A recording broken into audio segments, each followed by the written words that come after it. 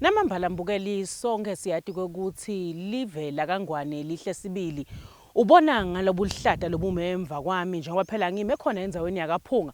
Kanti masibuka lapha ngesheya mbukeli sibona lona nginalidem lelusiphi. Sasivele sibona sona siphofaneni namambala live la kangwane lihle sibili. Kanti ke lo sekubone abantu basuka emaveni yangesheya avakashela lapha enzaweni yakaphunga. Nguloko kodwa ukuthi Swazi Village Homestay. Kanti lena ndzawo mbukeli yakhiwa ngeminyaka wa 1996 ibona abantu labasuka emaveni lafana naboTaliyane, eJalimani, eFrance beta batawuhlala la kulena ndzawo batobona ukuthi impilo yamaSwati yona injani. Angakubambeleli kakhulu mbukela ngunikete lithuba lokuthi ufunze kabanti kwathi kabanti ke nangayo iSwazi Village Homestay. Kanti ehlelweni lakho lelithi Buhle Betfu namuhla unayo nompumelelo wakadlamini Sibongo. Angihambi ngedwa mbukeli njengenhlala yenda ngihambisana naye Eswatini Tourism Authority ngithi Hlomangwane vuka uvakashe namhla mbukeli sivakasha khona eveni lethu sibona Buhle Betfu njengemaswati.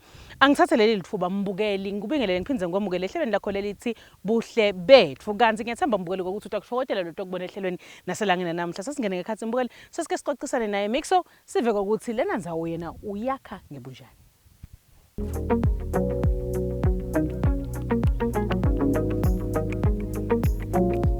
Nestled on the majestic mountains of Kaphunga and almost at the heart of the Manzini region, on the edge of Shiselweni and Lubombo itself, is Swazi Village Homestay, rightly put at the hills of the kingdom and 55 kilometers away from urban environment.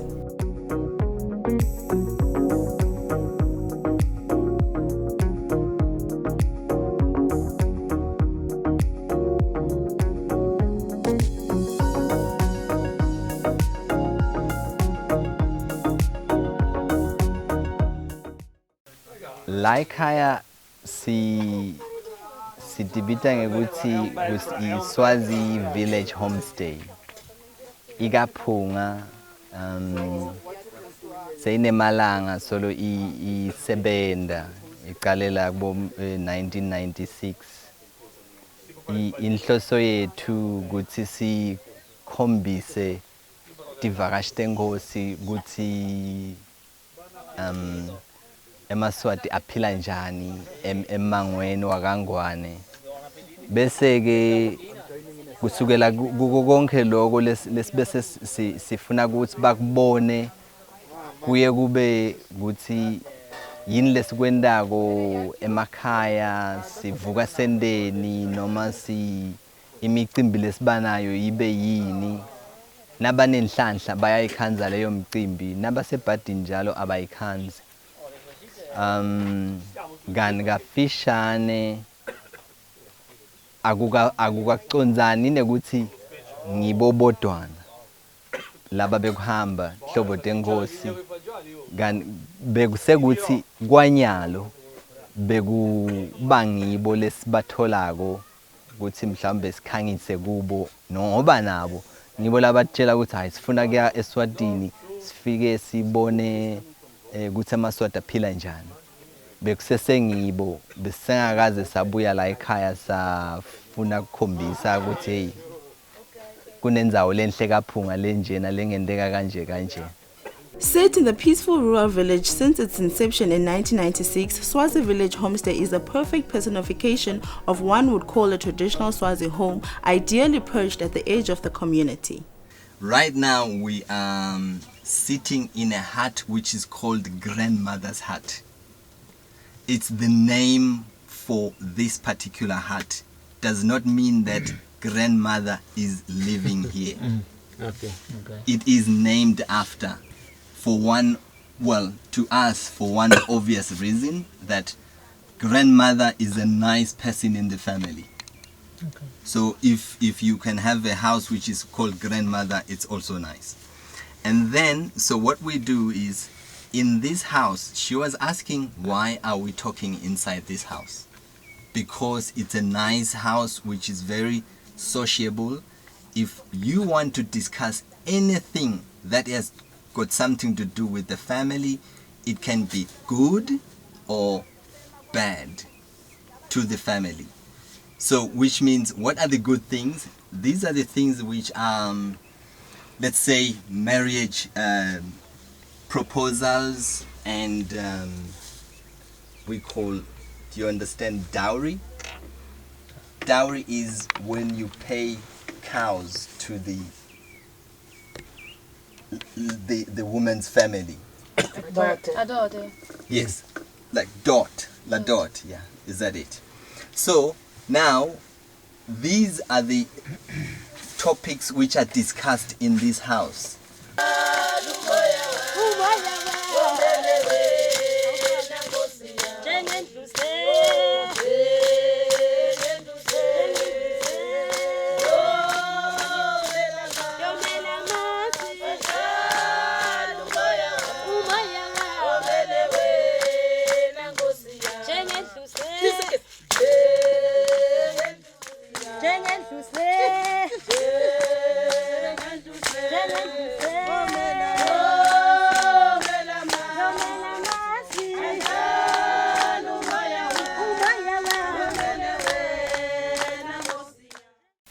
Swazi Village Homestay ikalwa ngcoliswa kaMdluli nguye lo khulumako ngisuka le enhlangano eMashobeni eShiselweni ngikuhamba ke ngathi nangicala le business yetekuvakasha kwaba khona ukuthi ngifune umango lengidawo khona kumikisa laba bekuhamba kubo kube bengikhona bengingabamikisa eMashobeni but kukhashane naletinye tindzawo letidutane letihanjwa divakashi ngase ke sengithola le ndzawo le so kusukela nge1996 totinamhla lo mbuto lothi siyakhona yini kufeza injongo yalo muntu yebo siyakhona ngweshana nangithi ngweshana ukuthi kukhona letinye tingqinamba lo uyohlangane nato naw se usasebenza lo msebenzi lona udzinga timakethe ukuthi uyithole le market ubathole labantu bekuhamba bathi lababuka khona bakuthole noma ke futhi usuke lana uyelengesheya uyotikhangisa wena lekuyidinto letikhanyisi tibe setiyasivimba thine ngekuthi timadlana tincane so kona kodwa kuyasebenzeka ngendlela yokuthi siyabona ukuthi sebajwayele sebayabona nabo nabathi bayafunza incwadzini tabo tekuhamba bakhanze ukuthi kunendzawo yakaphunga bese ke bayasi tsinza kulamakhasi abongqondomshini sebayasibhalela ukuthi sifuna kutakaphunga singeta nini kwentekani anisitshele ukuthi sitafike sibone ini ngasikhathi bani kanjani bese ke sesiyayiplana lehambo lwabo sesiyakhona ke ukuthi sibahlangabete kamanzini noma batidele bona mathupha. Built with the intention of making it a home, it's become one of the heart and home for more international tourists who would want to experience the typical life of an ancient Swazi with the privilege of sleeping in Swazi traditional huts.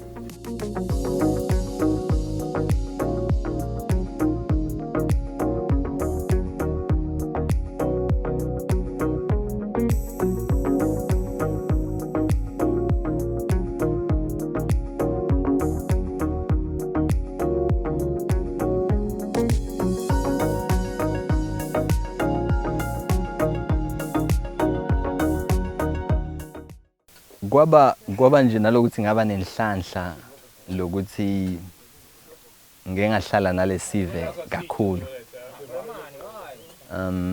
ngasuke ngathi ukuthi sidinga ini nini kanjani and futhi ngaba nako lokwathi ukuthi le abasibo labafelelako lokuthola lelwati lolu. So ngase ngiyacabanga ukuthi hayi ngaba nendlela yokuthi ngithole indzawo yekuthi ngizokwakha lo muti bangakushabulela. Yes, i4 star yonke kude lo ngafuni kuba ne4 star but lena ngidawuthi hayi i4 star lengentuli kwalala ledolobheni ngekuthi yona lo sekwendeka nyalo tivakashi setenda kanjena tiyafuna kuye edolobheni kodwa ke lidolobha letiningi tivakashi letikhona emhlabeni letivakashako tisuke emadolobheni langetulu kwalawo lesinawo so nyalo sebafuna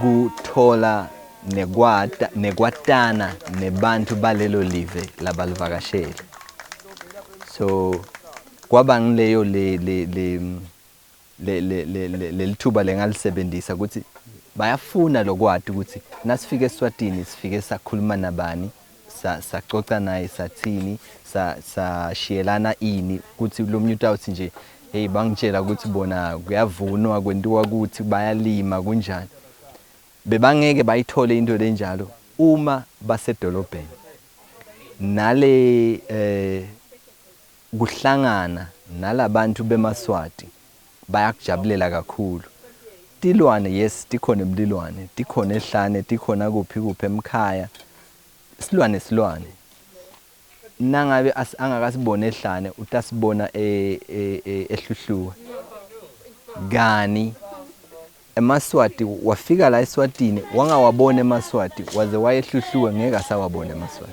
takukhanza kunetinzule lokusho ukuthi ngiconze ukuthi sebafuna lento labavakashe khona ukuthi sifuna kubona labantu baleyo ndzawo leyo sifuna ukukhulumisana nabo sifuna kubona ukuthi bendani baphila njani ngiko ke lapho bese kwangenda ukuthi bese ngiba nemidlandla ukuthi I know lokhu uma kusebenteke kahle utawukhona ukuthi uphile nekuthi uphindze uphilise nemango lo sebentela kuwo.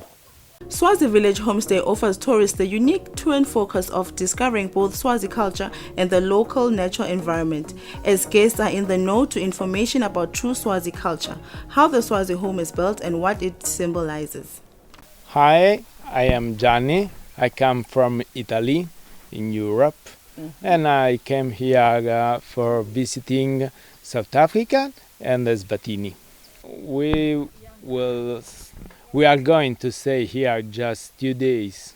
We arrived today and maybe we'll leave tomorrow after breakfast or lunch. It's a nice place. I like it. Green, warm, funny people, friendship, and we have very few days, just 2 days for visiting the most we can. So we decided to visit, have a trip in the park, natural park, and try this experience in the cultural place, in the traditional location. We enjoy. We feel the people. The culture, the tradition of this place, because we saw the dance, we saw where they used to live. We had an explanation about the living, the tradition, the government, and a lot of clear description about this country. Eswatini is like a small diamond in the middle of South Africa, because it's a little difference. I think that people must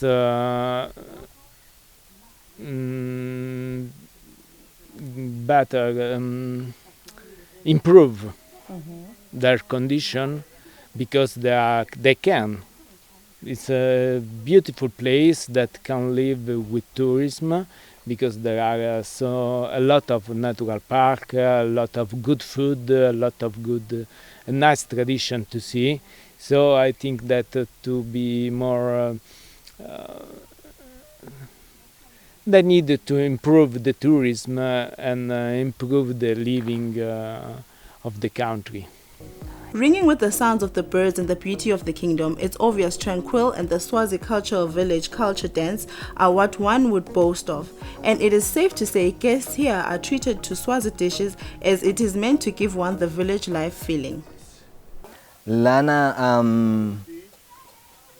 githi thina eMaswati nangidakutshela lo lengidakutshela kona ngeke mhlambe asengibekise ngeke ukujabulele lengidakutshela kontazi but le njena ukuthi ngabe sengiya enzaweni bese ngiyokwenda into lenje bona bajabulela naye into nathi njengoba sengibalike bajabulela kuhlangana neMaswati baxoxe nawo bajabulela kuva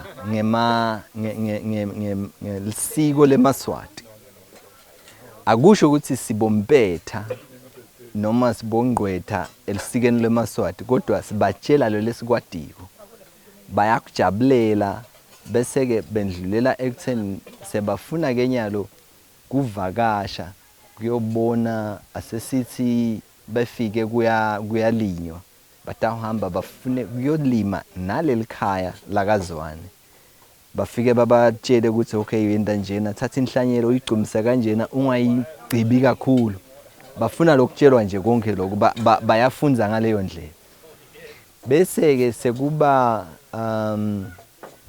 netikolo emangweni nangabe kunetikolo bayabathanza ikakhulu bantwana bayathanza kuvakashela i-primary school high school uma ngabe ikhona kodwa ke ngekuthi emangweni primary school abakhona bayabathanza abantwana bafuna ukuthi ekuseni nasebalokwanyanile noma bafike ngalelo langa bajika bayafuna ukuthi bathi okay sesiyo ungasimikisa esikolweni labanengi uthole sibabothishela batabe sebeke baya khona ke kuthola lithuba lekuthi babafunzise nabo babashiyele ligwaye ngaloko labakwatiko bese lokunye sekuba kuhamba lamangweni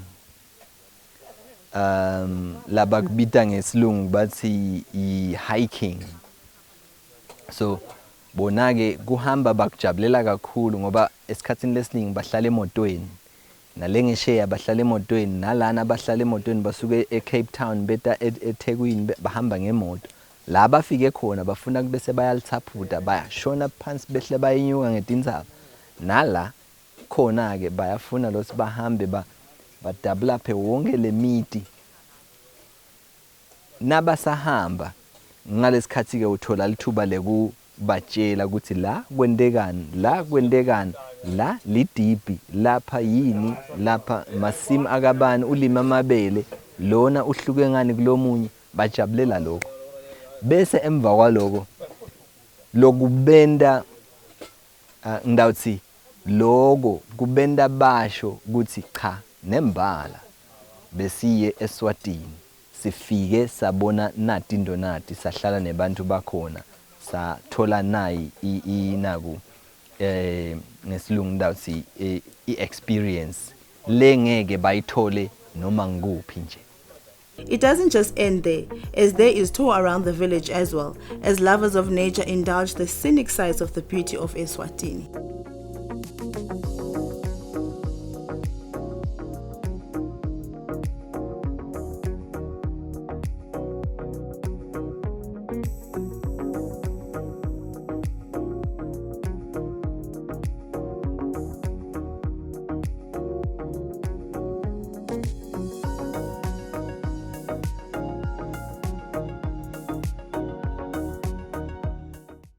eMaswati ngawakhuthata ukuthi lelo Swati lelibona ngathi hey lento lena iyinhle lingeda lito vakasha ngoba sisonke lana asikakhuli ukuthi sikhulele etindzaweni letinjenga leti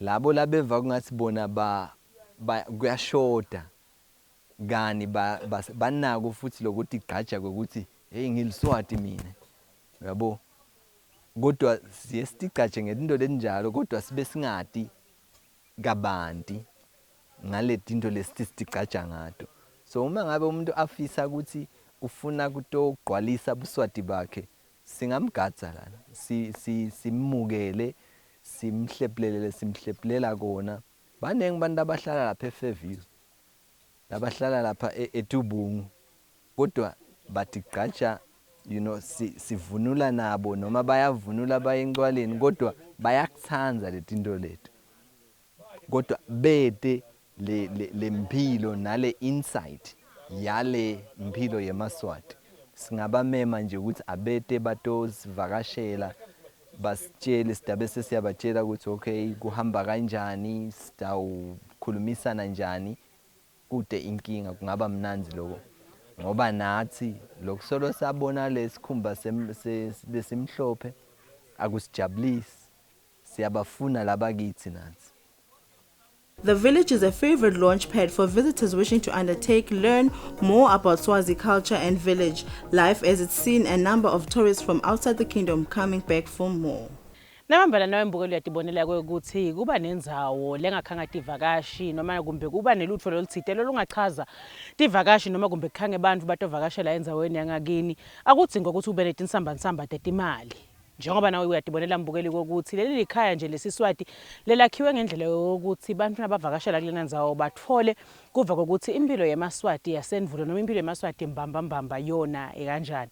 Kanti ke mbukeli kukufisa kwami ukuthi na uthole leli lithuba lokuthi utawuvakashela khona la endzaweni yakaphunga na utawubona lobuhle lobukulendzawo so ke uthi kuhlala nawe nebantu bakulendzawo ubone ukuthi impilo yeMaswati yasenvulo yona yayi kanjani. Hayi mbukeli Buhle Betfu kuphela sona isikhathi njengoba phela sesingifike khona emaphethelweni nehlelo la khona namhla kodwa ngiyakuthembisa ukuthi same time same place next week ngabe kunawe khona la ehlelweni lakho lelithi Buhle Betfu kwanyalo mbukela ngufisela kona kubukela lokuhle nekuthokoza lokuhle etinhlelweni takho letilandzelako ngihambisana naye Eswatini Tourism Authority sithi Hlomangwane vuka uvakashe bona wati live lakho kabandi kwanyalo mbukeli usale kahle.